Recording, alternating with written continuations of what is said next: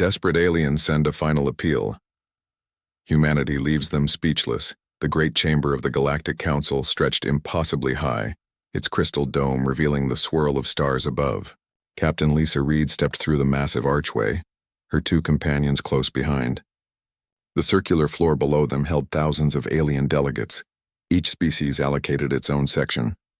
Their voices created a cacophony that echoed through the vast space.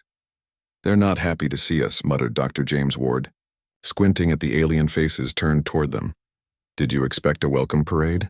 Lisa replied, maintaining her formal posture as they descended the translucent steps toward the central platform. The third human, Ambassador Michael Okafor, remained silent, his eyes scanning the chamber with practiced diplomacy. His dark suit stood in stark contrast to the elaborate garments worn by most aliens. The simplicity was deliberate. Earth would not try to impress with appearances. A resonant tone sounded through the chamber, silencing the cacophony. The vast holographic displays activated above the central platform, showing magnified images of the three humans. "Representatives of Earth," boomed a voice that seemed to come from everywhere at once. "You stand before the assembled wisdom of 5,000 years and 800 civilizations." Lisa felt the weight of countless alien eyes upon them. Species she had only seen in briefing documents, crystalline beings floating in atmosphere tanks, massive insectoid creatures with compound eyes reflecting the chamber's light, slender tentacled entities that seemed to phase in and out of visibility. From the highest tier, a massive being descended. The supreme arbiter of the council, Zorlak, stood 3 meters tall, his forearms extending from a torso covered in iridescent scales. His face, if it could be called that, was a complex arrangement of sensory organs surrounding a speaking orifice. "For the first time in council history, an unaffiliated world has been granted audience," Zorlak continued. Many objected. Many still object. Murmurs rippled through the assembly. "Yet here you stand," the arbiter continued, "representatives of a world that has barely achieved interstellar flight, yet dares to petition the council." Ambassador Okafor stepped forward. "We come with gratitude for this audience, Supreme Arbiter." His voice, though quieter than the arbiter's, carried perfectly in the suddenly silent chamber. Lisa knew the acoustics were designed to intimidate, Yasu, to make lesser species feel small before the council's majesty. "Your gratitude is noted," Zorlak replied. "Yet it does not explain your presence. Earth has been monitored since your discovery of faster-than-light travel 70 cycles ago. You were deemed primitive, unready for contact. The observation protocols were clear. The massive screens above changed to show Earth ships unmistakable in design, traveling through sectors of space clearly marked with Galactic Council boundary symbols. Yet here we find your vessels, entering restricted space, approaching worlds under Council protection." The arbiter's tone hardened. "Explain these violations." Lisa tensed, her hand instinctively moving toward her sidearm before she caught herself. "Such a gesture here would be disastrous." Ambassador Okafor nodded solemnly. "We acknowledge our vessels entered these regions. We did not recognize the boundary markings." A wave of derisive sounds erupted from various sections of the chamber. Lisa recognized them as the equivalent of laughter from multiple species. "Ignorance is no defense under council law," stated a new voice. A slender, almost humanoid alien with pale blue skin stood from the second tier. "The species designation human must now be classified as aggressive, territorial, and unsuitable for peaceful integration." "That judgment seems premature, Representative Zoltar," Okafor replied smoothly. Lisa noticed the subtle widening of compound eyes and the stiffening of tentacles throughout the chamber.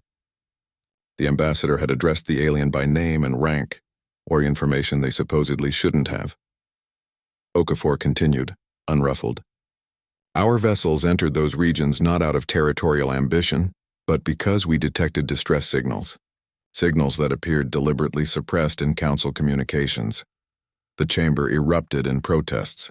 The Supreme Arbiter raised all 4 arms, demanding silence. "What distress signals?" he demanded. Okafor nodded to Dr. Ward, who activated a small device. The chamber's displays immediately changed, now showing recorded transmissions or desperate pleas from worlds at the edge of council space. Worlds suffering from systematic resource depletion, atmospheric degradation, and mass extinction events. These signals have been broadcast for over 30 cycles, Okafor explained. Yet the Council's public records show no acknowledgement of these crises. Our analysis suggests deliberate suppression. This is outrageous, bellowed a massive reptilian creature from the fourth tier. These humans accuse the Council of negligence? Of conspiracy? We accuse no one, Okafor replied calmly. We merely present facts. 18 worlds at the outer rim, all suffering similar catastrophic events, all sending distress signals on frequencies the Council monitors. All ignored. The Supreme Arbiter's scales had darkened to a deep purple. These are internal matters, border worlds under resource management protocols. Resource management? Lisa couldn't contain herself any longer. Is that what you call systematic strip mining of inhabited worlds? Ambassador Okafor shot her a warning glance, but the damage was done. The military representative speaks out of turn, observed Zoltar with obvious satisfaction, revealing their true nature. Humans are not here on a mission of mercy, but to challenge Council authority. Dr. Ward stepped forward. We analyzed the atmospheric changes on these worlds. The pattern is identical on all 18 planets, consistent with the extraction process used by Viridian Mining Consortium. He projected new data onto the displays, showing the correlation between the dying worlds and the specific chemical signature of Viridian operations. Viridian, Okafor added softly, whose principal shareholder is represented on the Council's executive committee. The chamber exploded into chaos. Species turned against species, accusations flying. Lisa watched carefully, noting which delegations reacted with genuine shock and which with nervous agitation. The Supreme Arbiter thundered for order, his amplified voice eventually bringing the chamber to an uneasy quiet. These accusations are unprecedented, he declared, and they will be investigated, but they do not excuse Earth's violations of Council boundaries. We entered those boundaries to render aid, Okafor replied, under interstellar common law, which the Council itself established the obligation to assist distressed vessels and world supersedes territorial restrictions. Lisa could see the impact of the ambassador's words. He was using their own laws against them in a forum where those laws were sacrosanct. What does Earth want? Asked the Arbiter directly, his multiple eyes narrowing. 3 things, Okafor replied promptly. First, immediate relief for the affected worlds.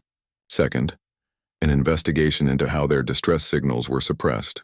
And third, observer status for Earth in the Council, to ensure such negligence cannot happen again. The demand was audacious. Observer status would give Earth access to Council records, communications, and legal protections previously denied to them. Impossible, declared Zoltar. They are barely spacefaring. They lack the technological sophistication to participate meaningfully. Yet we detected what your monitoring systems missed or were instructed to miss, Dr. Ward pointed out. Perhaps technological sophistication isn't the only relevant qualification. The Supreme Arbiter studied the humans with an unreadable expression. The Council will recess to consider Earth's petition. Until then, you will remain here as our guests. Lisa recognized the diplomatic phrasing. They weren't guests. They were effectively detained until the Council decided their fate. As the delegates began filing out through various exits, many cast curious or hostile glances toward the humans. Lisa leaned closer to Okafor. Do you think they'll agree to our terms? They don't have much choice, he replied quietly. We've already transmitted everything to 17 other human ships positioned throughout Council space. If we don't return on schedule, the information goes public across all frequencies. Lisa suppressed a smile. The Council thought they were dealing with naive newcomers, but humanity had been planning this confrontation for years. And if they refuse anyway? Asked Dr. Ward nervously. Then we implement Plan B, Okafor said, his expression grim. But let's hope it doesn't come to that, because neither side would find it pleasant. As the last delegates disappeared through the chamber doors, the 3 humans stood alone on the central platform, surrounded by the empty seats of the most powerful governing body in known space. The next few hours would determine not just Earth's fate, but potentially the future of the Galactic Council itself. The trap had been set. The only question was who would be caught in it. Desperate aliens send a final appeal. Humanity leaves them speechless. The holding chamber assigned to the Earth delegation was luxurious by human standards, though Captain Lisa Reed suspected it doubled as a sophisticated observation lab.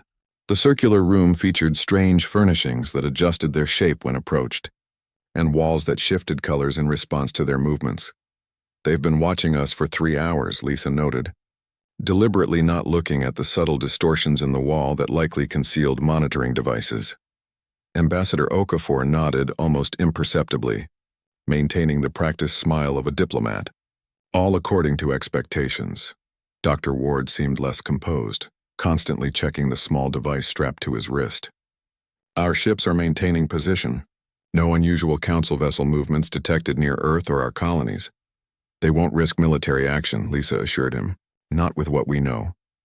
A tone sounded, and a section of the wall dissolved to reveal Supreme Arbiter Zorlak, flanked by 2 smaller aliens of different species. One appeared vaguely insectoid with iridescent compound eyes, while the other resembled a floating cloud of luminescent particles contained within a force field. The Council has reached a preliminary decision, announced Zorlak without preamble. Ambassador Okafor stepped forward. We appreciate your promptness, Supreme Arbiter. Do not mistake efficiency for acquiescence, human, replied the massive alien. Your accusations have created considerable disruption. Truth often does, observed Lisa. Ignoring the warning glance from Okafor, the insectoid alien clicked rapidly. A sound Lisa's translator implant rendered as laughter. The military one speaks boldly. I am Director Kriz of Internal Affairs. Your evidence regarding the suppressed distress signals has been verified. The admission hung in the air for a moment. You admit to ignoring planets in crisis? Dr. Ward asked incredulously. Not the Council as a whole, corrected the luminescent cloud, its voice a harmonious blend of tones. I am Arbitrator Vosh. We have confirmed that select communications were indeed filtered through compromised systems. The Viridian connection? Prompted Okafor. Zorlak's scales rippled with what might have been discomfort. 7 members of the executive committee have been temporarily relieved of duties pending investigation.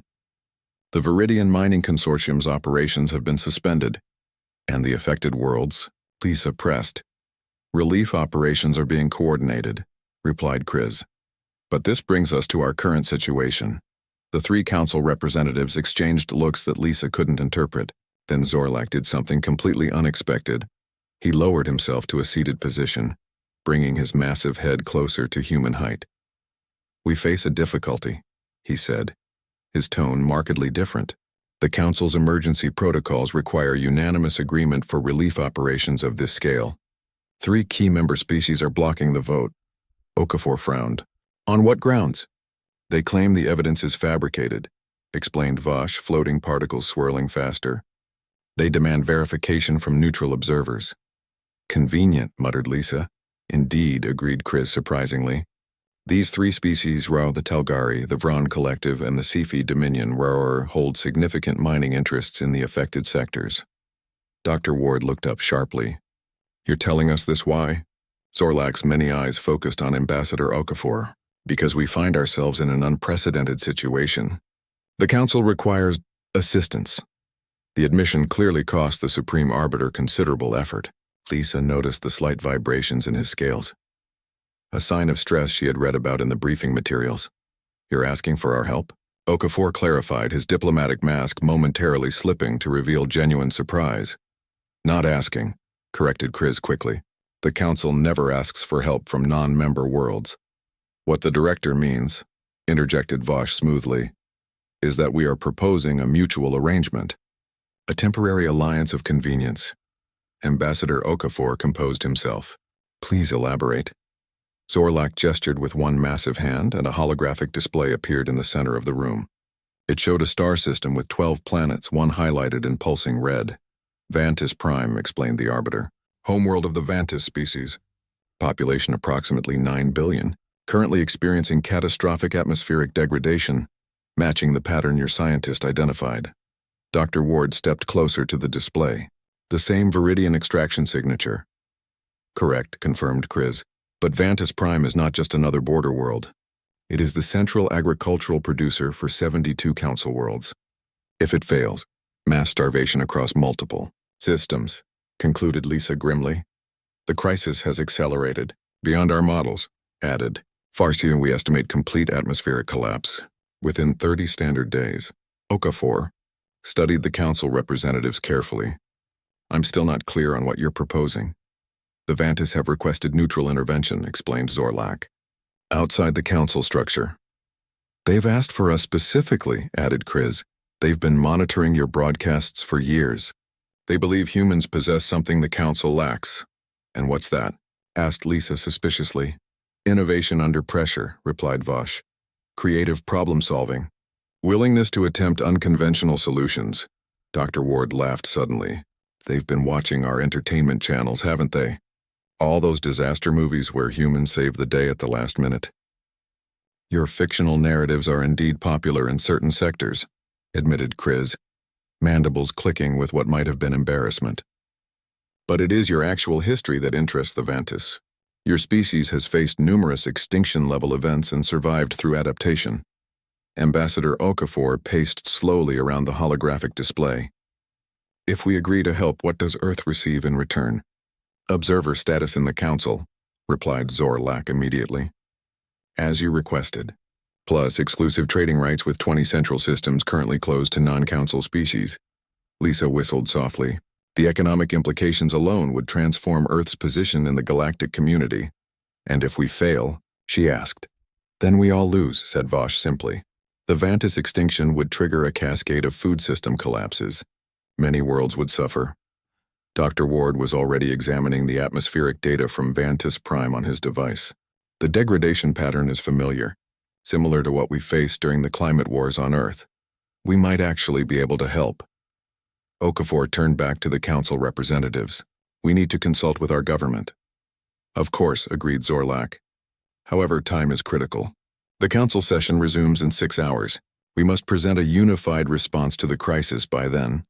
After the council representatives departed, the 3 humans huddled together, speaking in whispers despite knowing they were likely still being monitored. It's a trap, stated Lisa flatly. They're setting us up to fail. When the Vantis world dies, they'll blame humanity, claim we're incompetent, and use it as justification to restrict our expansion. Possibly, agreed Okafor, but the alternative is refusing to help a dying world. How would that look to the rest of the galactic community, assuming we're even told the truth about the situation? Countered Lisa. For all we know, there is no crisis on Vantis Prime. Dr. Ward looked up from his device. No, the data is genuine. I've cross-referenced it with our own atmospheric science. The pattern matches exactly what we've seen before. They're not lying about the crisis. They could be lying about their inability to solve it, suggested Lisa. Okafor considered this. Perhaps. But why involve us at all? They could have simply detained us, investigated our claims at their leisure, and continued as before. Unless they genuinely need help, mused Dr. Ward. Our approach to environmental crisis management is different from most spacefaring civilizations. We learn through catastrophic failure and recovery. Most advanced species prevent such disasters from occurring in the first place. So they've never developed crisis response protocols because they've never needed them. Lisa realized, until now, confirmed Okafor. And they're too proud to admit it directly. Lisa walked around the holographic display, studying the Vantis system from different angles. Even if we agree, how would we implement any solution? We don't have the resources or technology to affect an entire planet's atmosphere. We wouldn't need to, replied Dr. Ward excitedly. We just need to adapt council technology to our methods. They have the tools. They just don't know how to apply them in this situation. Okafor nodded slowly. A human approach using alien technology. It could work, he paused. But there's something they're not telling us. Something more to this crisis than atmospheric degradation. Agreed, said Lisa. The Supreme Arbiter was too eager. He's not the type to humble himself before a primitive species unless the situation is truly desperate. Dr. Ward had been running additional analyses on his device. There's an anomaly in these readings. Something in the upper atmosphere that doesn't match natural degradation patterns or mining pollution. What are? Desperate aliens send a final appeal. Humanity leaves them speechless. The Council transport vessel. Harmonious accord descended through the turbulent atmosphere of Vantis Prime. Captain Lisa. Reed watched through the viewport as angry red clouds whipped past, occasionally illuminated by energy discharges that resembled lightning, but followed unnaturally straight paths. Those discharge patterns aren't natural, observed Dr. Ward. recording the phenomenon with his equipment. They're following a grid pattern. Ambassador Okafor stood beside the Vantis representative, a tall, slender being with silvery skin and 4 arms. Delegate Noor had remained mostly silent during the journey from the council station, answering questions with minimal information. Your atmosphere didn't deteriorate naturally, Lisa stated, turning to face the alien. This was done deliberately. We need to know what we're really dealing with. Delegate Noor's large, multifaceted eyes reflected the red lightning outside. You were not told everything, he admitted, his voice a melodious whisper. The council felt it would be politically complicated. We're past politics, replied Okafor firmly. If you want our help, we need the truth. The Vantis delegate seemed to come to a decision. Very well. The atmospheric degradation began 3 cycles ago, shortly after our world voted against expanding Viridian mining rights in our sector. Retribution, concluded Lisa. Grimly, we believed so, agreed. But subsequent investigation revealed something more disturbing. The technology deployed against our world is not Viridian. It is not known to the Council at all. Dr. Ward looked up sharply from his instruments. You're saying this is an attack by a non-Council species?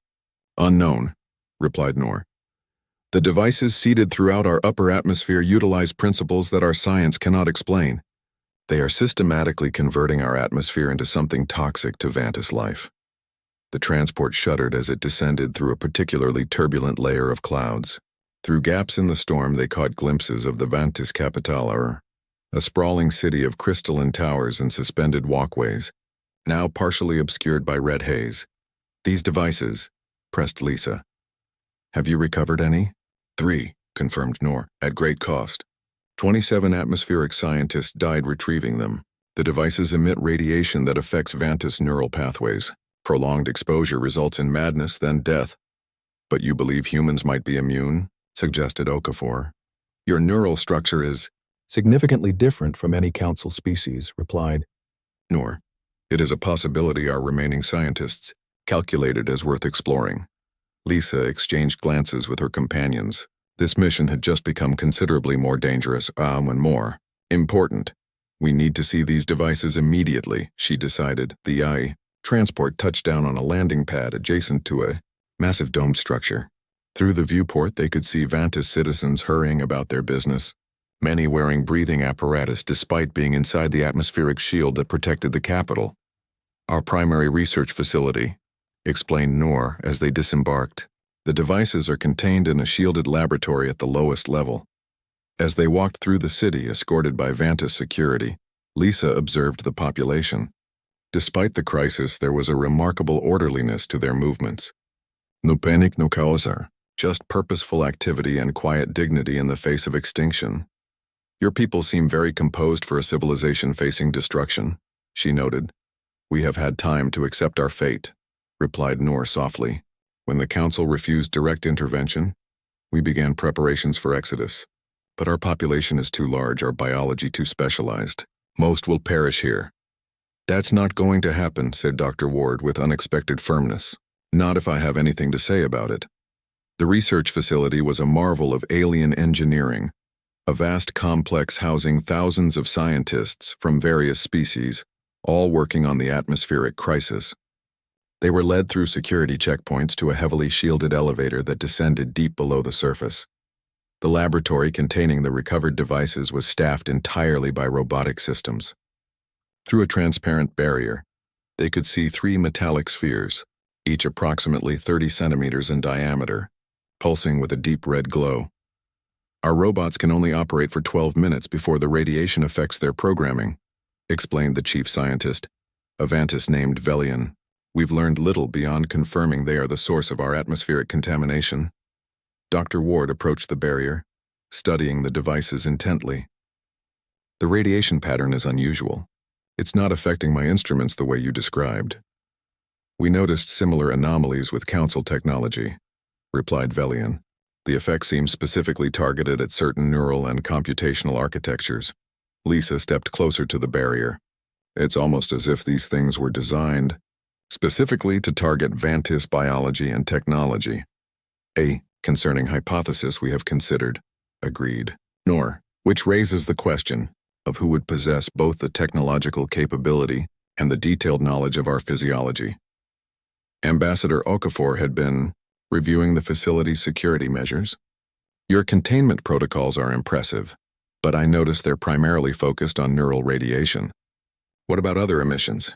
The Vantis scientists exchanged glances. Our instruments detect no other significant emissions, replied Velian. Dr. Ward was already configuring his equipment. Human detection technology follows different principles, may I? After receiving approval, Ward activated a scanner of his own design. The readings made him frown. These devices are transmitting data, constantly, on a frequency your systems apparently can't detect. The revelation sent a ripple of alarm through the Vantis scientists. Noor stepped forward urgently. Transmitting to whom? About what? I can't tell yet, admitted Ward. But the transmission pattern is sophisticated. Adaptive encryption, frequency hopping. Whoever built these things has communications technology beyond anything I've encountered. Lisa's military instincts kicked into high alert. We need to block those transmissions immediately. If these devices are reporting back to whoever deployed them, they know we're investigating. Can your technology jam the signal? Asked Noor hopefully. Lisa shook her head. Not without knowing more about it. But we can try something else. She turned to Dr. Ward. Is there any way to trace the destination of these transmissions? Ward considered the problem. Possibly. If I can decrypt enough of the signal pattern to identify its targeting parameters. Do it, ordered Lisa. In the meantime, we should prepare for the possibility that whoever placed these devices might take action to protect their operation. Okafor, who had been uncharacteristically quiet, suddenly spoke up. I think we're missing something fundamental here. These devices aren't just weapons. They're too sophisticated, too specifically targeted. What are you suggesting? Asked Noor. These aren't just meant to destroy Vantis Prime, replied Okafor slowly. They're studying it. Studying you. The atmospheric degradation may be a side effect, not the primary purpose. The implications of this theory hung heavily in the air. If true, it suggested something far more disturbing than a simple act of sabotage or retribution. Whatever their purpose, said Lisa decisively, we need to neutralize them. Dr. Ward, how long will your analysis take? Hours at least, he replied. Maybe days to fully decrypt the transmission pattern.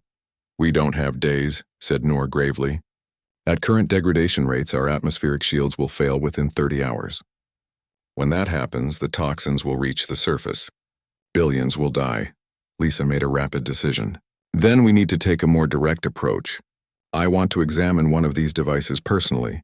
The Vantis scientist reacted with alarm. Impossible, exclaimed Velian. Even with your different neural structure, direct exposure is too dangerous. We have protective equipment designed for extreme environments, countered Lisa. And if Dr. Ward is right about human immunity to the specific neural effects, the risk is acceptable. After considerable debate, the Vantis reluctantly agreed to Lisa's plan. While Dr. Ward continued his analysis of the transmissions, Lisa prepared to enter the containment chamber wearing a modified environmental suit from the human ship. This is reckless, Okafor told her privately as she suited up. We don't know enough about these devices, which is exactly why I need to get a closer look, she replied. Something about this situation doesn't add up. The Council's reluctance, the specific targeting of Vantis biology, these hidden transmissions, we're missing a crucial piece of the puzzle. And you think examining the device directly will reveal it? Sometimes you need to look your enemy in the eye, said Lisa grimly. Even if that enemy is a metal sphere. The entry procedure was complex. A series of airlocks and decontamination chambers led to the sealed room containing the devices. Lisa's suit was equipped with multiple sensors and a direct communication link to Dr. Ward and the Vantis scientists. Entering final chamber now, she reported, her voice calm despite the tension evident in her movements. Radiation levels are high but within tolerance for the suit. Desperate aliens send a final appeal. Humanity leaves them speechless. The symbols flowing across the sphere's surface rearrange themselves continuously, forming patterns that seemed almost familiar to Lisa. Standing inside the containment chamber, she felt an inexplicable connection to the alien device. It's not a weapon, she said suddenly, her voice clear through the communication system. At least not primarily. It's a messenger. A messenger? echoed Dr. Ward from the monitoring station. From whom? Lisa reached out slowly, her gloved hand hovering just above the sphere's surface. I'm not sure, but I think it wants me to— Captain Reed, do not make direct contact, ordered Ambassador Okafor sharply. We don't know enough about her, but Lisa had already placed her palm against the sphere. The effect was immediate and dramatic. The device glowed brighter, and a beam of concentrated light projected upward, creating a three-dimensional holographic display that filled the containment chamber. Lisa, shouted Ward in alarm. I'm okay, she assured them, though her voice sounded distant, entranced. It's showing me history, our history. Human history, but not as we know it. The holographic display showed Eartha, unmistakably Eartha, but in a time long before human civilization. Then it shifted to show Vantis Prime in a similar primordial state. Back and forth between the two worlds, highlighting geological features, atmospheric compositions, and finally, the earliest forms of life on both planets. It's showing parallel evolution, realized Ward, watching through the monitoring system. The same patterns of development on both worlds. Not parallel, corrected Lisa, her eyes fixed on the shifting images. Directed, guided, by them. The hologram shifted again, now showing a third world, one none of them recognized. A planet of impossible beauty, with technology integrated seamlessly into natural landscapes, and beings that seem both familiar and utterly alien moving through this advanced civilization. Who are they? Whispered Noor, the Vantis delegate, his voice filled with awe. They call themselves the progenitors, replied Lisa, somehow knowing the answer. They seeded life throughout this galaxy billions of years ago. Guided evolution on thousands of worlds, including Earth and Vantis Prime. That would rewrite our entire understanding of galactic history, stuttered Ward. The Council maintains that all intelligent species evolved independently. The Council doesn't know, said Lisa, still connected to the sphere. Or some of them know and have kept it hidden. The holographic display continued its narrative, showing the ancient progenitor civilization at its height. Then a catastrophic war that nearly destroyed them.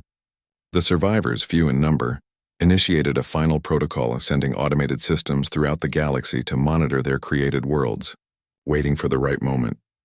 They've been watching us, Lisa continued. All of us. Waiting for their children to mature enough to understand the truth. And these devices? Asked Okafor, his diplomatic calm finally cracking under the weight of these revelations. Why are they destroying the Vantis atmosphere? The hologram shifted again, focusing on Vantis Prime. It showed the devices being deployed not in the atmosphere, but in deep underground installations. Then it displayed Viridian mining operations penetrating those same areas, disturbing the devices, triggering defensive protocols. They weren't meant to harm the Vantis, Lisa explained, understanding flowing through her from the connection with the sphere. They were guardians placed here millions of years ago to protect and guide. The atmospheric degradation is a side effect of their damaged systems trying to maintain their programming. Dr. Ward was rapidly documenting everything. So the Viridian mining operations accidentally damaged ancient alien technology that was dormant beneath the surface? Yes, confirmed Lisa. And now the systems are malfunctioning, interpreting the mining activity as an attack on their protected world. They're trying to defend Vantis Prime, but their damaged programming is actually destroying it. The Vantis scientists conferred among themselves, their silvery skin reflecting the holographic light in shimmering patterns. If what you say is true, said Delegate Noor finally, then perhaps the devices can be repaired or deactivated. Lisa looked at the flowing symbols again, seeking answers. Not deactivated? The progenitor safeguards are too thorough. But redirected, yes. They're designed to respond to specific genetic markers, the original template they used when seeding life on these worlds. Genetic markers that humans still carry more prominently than Vantis, realized. Ward. That's why the radiation affects Vantis neural pathways but not human ones. We're closer to the original template. Not just humans, corrected Lisa. The markers are present in varying degrees in all intelligent species. But humanity's development was less influenced by the Council's evolutionary standards. We remained closer to the original pattern because we evolved in isolation. Ambassador Okafor, ever focused on practical implications, stepped forward. How do we use this information to save Vantis Prime? We have less than 27 hours before their atmospheric shields fail. Lisa finally broke contact with the sphere, stepping back as the holographic display faded. We need to reach the primary control node. These spheres are just peripheral units. The main system is buried deep beneath the largest mining site. The North Chasm facility, said Noor immediately, the largest Viridian operation on our world. Then that's where we need to go, decided Lisa, and quickly. 6 hours later, a joint human-Vantis expedition approached the North Chasm mining facility. 3 transport vessels carried Lisa, Ward, Okafor, and a team of specialists from both species. The journey had been tense, with the atmospheric conditions deteriorating visibly even during their short flight. The mining complex has been abandoned since the crisis began, explained Noor as their vessels descended toward a massive excavation that scarred the landscape. Viridian withdrew their personnel when the first atmospheric anomalies appeared. Convenient timing, noted Okafor. Dryly, perhaps not coincidence, suggested Noor. Our investigators found evidence that Viridian's deep scans detected something unusual beneath this location years ago. They may have been specifically searching for progenitor technology. The transports landed on a broad platform overlooking the chasm. Dust-covered mining equipment stood abandoned around them, some bearing scorch marks from energy discharges. Radiation levels are elevated but within tolerance for humans, reported Dr. Ward, checking his instruments. The Vantis team will need additional shielding. As they prepared to descend into the mine, Lisa reviewed what she had learned from the sphere. According to the progenitor data, the control node is 2 kilometers beneath the surface. It will appear as a crystalline chamber, similar in design to the spheres but much larger. And once we reach it? Asked Okafor. I'll need to establish the same kind of connection, she replied. But deeper, more complete.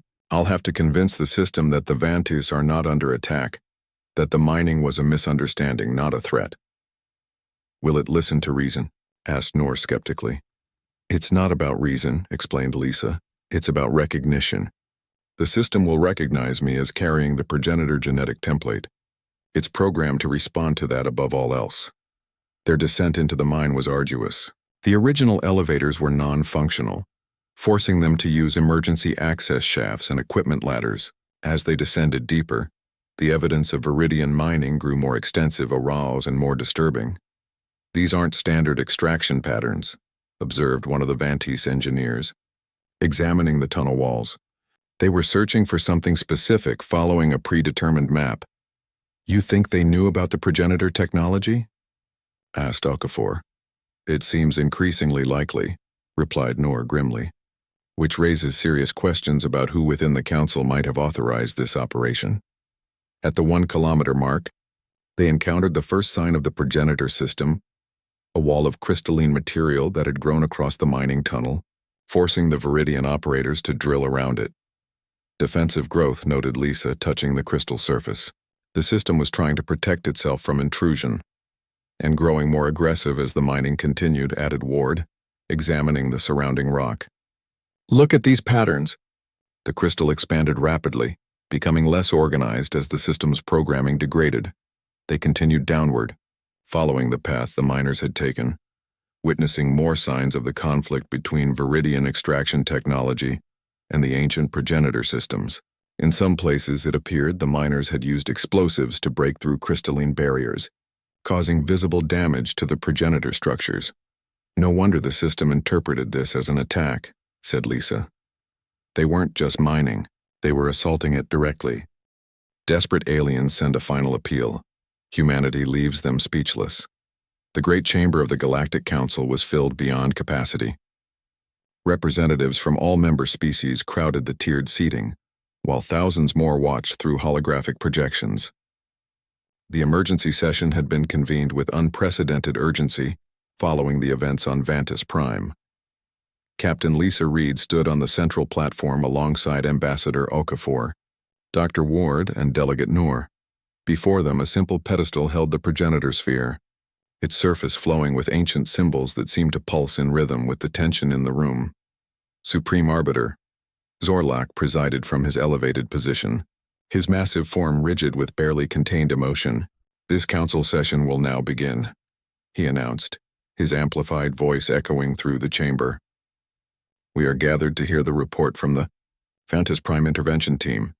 Lisa noted the careful phrasing, "your intervention team" rather than human. Representatives, the Council was still reluctant to acknowledge Earth's central role. "Delegate Noor of Vantis Prime will speak first," continued the Arbiter. The slender alien stepped forward, his silvery skin reflecting the chamber's lighting. "Honored representatives, I bring news of salvation. The atmospheric degradation of our world has been halted. The regeneration process has begun. Vantis Prime will survive." A wave of murmurs swept through the assembly. Many species showed visible relief. The agricultural production of Vantis Prime was critical to numerous Council worlds. This outcome was achieved through the intervention of our human allies. Noor continued, gesturing toward the Earth delegation. "Without their unique capabilities, our world would now be dying." The murmurs grew louder, more conflicted. The Council had never formally acknowledged humans as allies. "The technical details of the intervention will be presented by Dr. James Ward," Noor concluded. Stepping back, Ward moved forward nervously, activating his data projection. "The atmospheric crisis on Vantis Prime was not a result of mining pollution as initially believed," he began.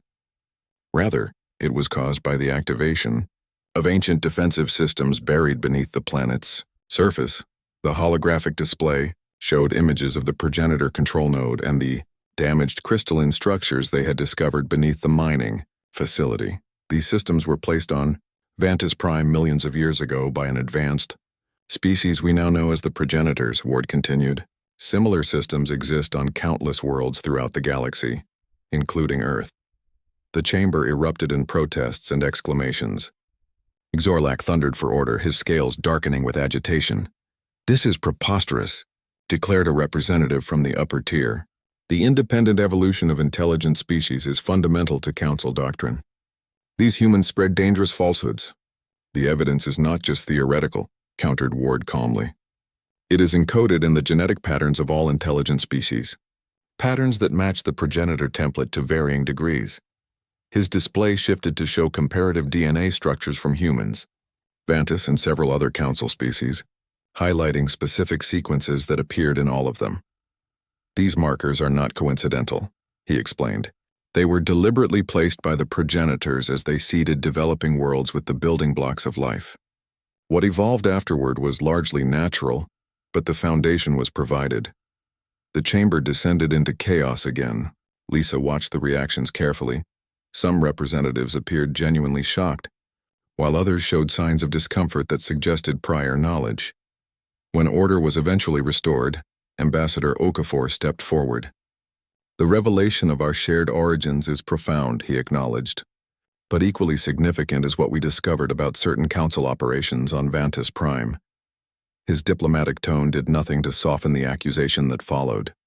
"Evidence indicates that Viridian Mining Consortium was not simply extracting resources. They were specifically searching for progenitor technology, following coordinates that could only have come from classified Council archives." This allegation caused immediate uproar. Several representatives from the Executive Committee rose in protest, while others demanded evidence. "The mining tunnels followed precise paths to progenitor installations," continued Okafor implacably. "Patterns that match fragmentary references in ancient texts held in the Council's restricted archives. Texts that describe not just the progenitors, but their technology and its potential applications." Supreme Arbiter Xorlak's scales had darkened to a deep purple. "These accusations require verification," he stated, his voice strained. "If certain Council members possessed prior knowledge of these progenitor systems, they did more than possess knowledge," interrupted Lisa, stepping forward without protocol. "They actively sought to acquire the technology, regardless of the risk to inhabited worlds." A hush fell over the chamber at her directness. Captain Reed was not a diplomat, and her bluntness cut through the political maneuvering like a blade. "The evidence is contained within this," she continued, gesturing to the sphere on the pedestal. "A complete record of the progenitor civilization, their seeding program, and the interactions between their monitoring systems and various species over millions of years. Including," she added pointedly, "numerous attempts by Council agencies to locate and exploit their technology. That device is an unverified alien artifact," objected a reptilian representative from the middle tier. It could be programmed with any information. We demand independent verification. Reasonable, agreed Lisa with a dangerous smile. Perhaps you could volunteer for neural interface with the sphere? It requires direct genetic authentication, a process that reveals the subject's complete biological history and genetic lineage, including any modifications made to hide progenitor markers. The reptilian representative recoiled visibly, triggering murmurs of suspicion throughout the chamber. No volunteers? Asked Lisa, looking around the chamber. Then perhaps we should proceed with a demonstration. Before anyone could object, she placed her hand on the sphere. Immediately it glowed brighter, projecting a holographic display that filled the central space of the chamber. The images showed the progenitor civilization at its height. A species remarkably similar to humans in basic form, but with subtle differences that spoke of millions of years of separate evolution. The progenitors reached their technological peak approximately 7 million years ago, Lisa narrated as the images shifted. They explored this galaxy thoroughly, seeding compatible worlds with engineered life forms based on their own genetic template, but adapted to each planet's specific conditions. The display showed the process our marked automated ships deploying genetic packages to primitive worlds, monitoring stations established in orbit and beneath the surface of developing planets, the gradual evolution of diverse species from the common template, Earth and Vantis Prime were among the thousands of worlds they cultivated, continued Lisa, each developing along slightly different paths due to local conditions, but all carrying the fundamental progenitor markers. The hologram shifted again, now showing a catastrophic event, a galactic-scale disaster that decimated the progenitor civilization. Approximately 3 million years ago, the progenitors encountered something that nearly destroyed them, explained Lisa. A cosmic event they couldn't control or predict.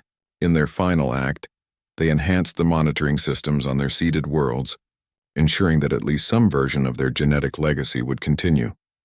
The display zoomed in on Earth, showing the earliest hominids receiving a final genetic modification from a progenitor monitoring system. Similar scenes played out on other worlds, including Vantis Prime. On most worlds that eventually joined the Galactic Council, these genetic legacies were diluted or deliberately modified as species improved themselves through technology, Lisa continued. But on isolated Earth, the progenitor template remained remarkably intact, which is why humans can interface directly with their systems when other species cannot. The implications hung in the air like a physical presence. Humanity's supposed primitive state, which had led to their dismissal by the Council, was actually the very thing that connected them most directly to the galaxy's most advanced ancient civilization. This changes nothing, declared a voice from the highest tier. A tall, ethereal being rose from the shadows was Representative Zoltar, who had been most dismissive of humans during their first appearance before the Council.